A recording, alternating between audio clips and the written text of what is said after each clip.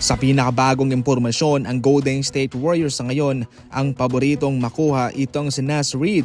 Pangalawa ang Brooklyn Nets, pangatlo ang Hornets, pang-apat naman ang Los Angeles Lakers at panglima ang Toronto Raptors. Napag-usapan natin to sa ating nakarang video, ang isang malaking posibilidad kay Naz Reid para sa Warriors. Pwede niyang tanggihan ang kanyang player option at pumirma ng kontrata sa offer ng ibang kupunan via free agency. Nagreklamo itong si Naz Reid sa Minnesota dahil sa kanyang paniniwala ay deserve niyang mabigyan ng starting position. Ngayon pa man naging humble itong si Naz Reid at sinabi niyang kahit na pang starter ang kanyang performance ay tatanggapin pa rin naman niya kung anong trabaho ang ibibigay sa kanya. Pero kitang-kita naman dyan na nais niyang magkaroon talaga ng next level na posisyon para sa Minnesota. Dahil syempre napaka-obvious naman na kung dyan lang siya mamamalagi ay hindi talaga siya mag-i-evolve. Kumpara sa ibang kupunan ay mabibigyan siya ng another opportunity, especially kung siya ay magiging starting center sa ibang team. Kaya number 1 sa ngayon ng Golden State Warriors dahil sila ay naghahanap ng panibagong center na tutulong sa kanila. Flexible naman itong si Naz Reid. Pwede siyang maging center, pwede siyang maging power forward.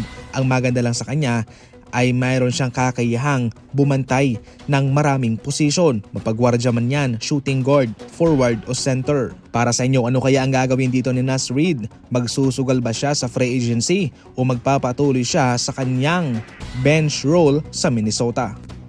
Nako, jumakpat naman itong fans ng Pacer na ito na nanalo ng at least $125,000. Pag kinonvert mo yan sa atin sa Philippine money, nasa 6.8 million pesos po yan at yung kanyang tinaya ay nasa $1,000 lamang o kung sa atin ay nasa mahigit kumulang 50,000 pesos pero 6.8 million ang kanyang na-cash out na. Eto kasi mga idol, pinili niya kasi sa simula pa lang na itong Indiana Pacers ang mananalo sa kanilang conference simula first round hanggang matapos para sa kanilang conference. Kaya mataas ang kanyang odds, mataas ang risk. Syempre hindi naman siya nagkamali sa kanyang sinuportahang team at nagpatuloy naman talaga ang Pacers hanggang sila'y magkampiyon sa conference finals at kaya nakapag-cash out siya kagad. Ngayon ang matinding hamon pa rito mga idol ay Pacers pa rin ang kanyang pinili na mananalo para sa kampyonato.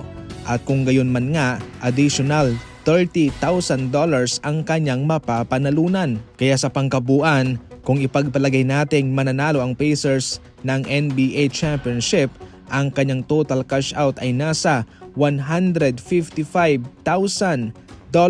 Sabi nga nila, kung malaki ang risk, malaki rin ang balik dyan. Pwede kang pumili especially ngayon, NBA Finals na. Indiana Pacers laban sa Oklahoma City Thunder, sino kaya ang mananalo?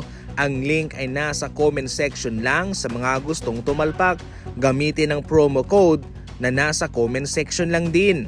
Sa mga first timer, malaking bonus ang naghihintay sa inyo.